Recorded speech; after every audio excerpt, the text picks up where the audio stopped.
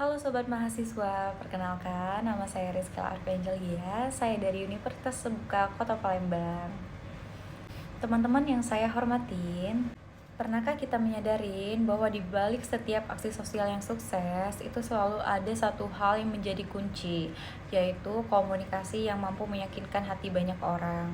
Di era digital saat ini, semangat berbagi semakin mudah disalurkan melalui berbagai platform daring.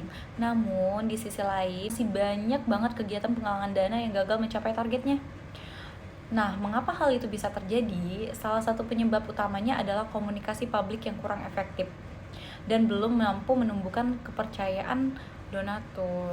Berdasarkan data Gustes tahun 2022, partisipasi Gen Z di Indonesia itu dalam donasi daring baru mencapai 12%.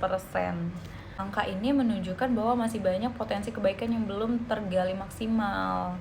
Sementara itu, laporan dari plantropi.org.id menunjukkan bahwa tren crowdfunding atau penggalangan dana digital itu terus meningkat dan menjadi pilihan utama masyarakat. Artinya, komunikasi yang tepat dapat menjadi jembatan antara kepedulian dan tindakan yang nyata. Lalu, bagaimana cara membuat komunikasi publik dalam penggalangan dana menjadi lebih efektif dan meyakinkan?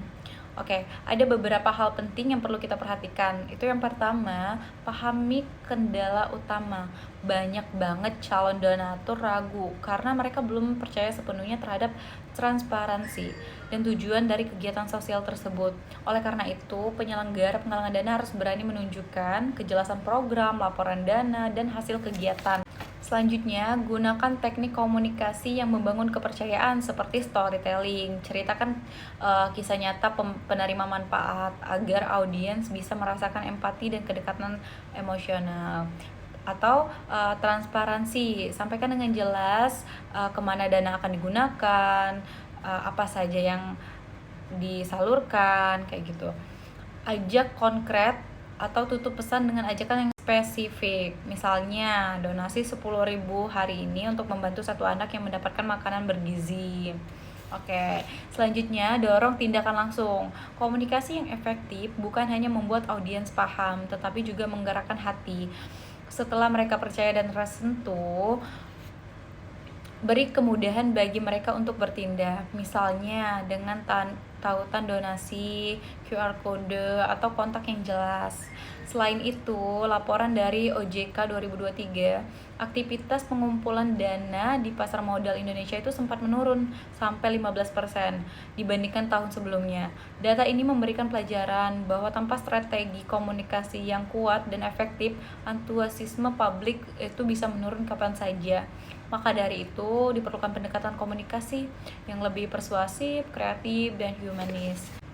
Teman-teman yang saya banggakan, kita hidup di masa di mana satu pesan yang disampaikan dengan tulus dapat menjangkau ribuan hati. Kekuatan komunikasi yang meyakinkan bukan hanya soal berbicara melalui kata-kata indah, tetapi berbicara dengan hati yang tulus.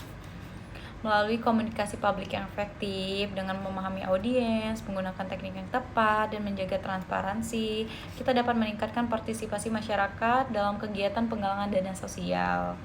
Mari kita jadikan setiap kata dan pesan yang kita sampaikan sebagai jembatan menuju kebaikan bersama. Terima kasih atas perhatiannya, teman-teman semua. Wassalamualaikum warahmatullahi wabarakatuh.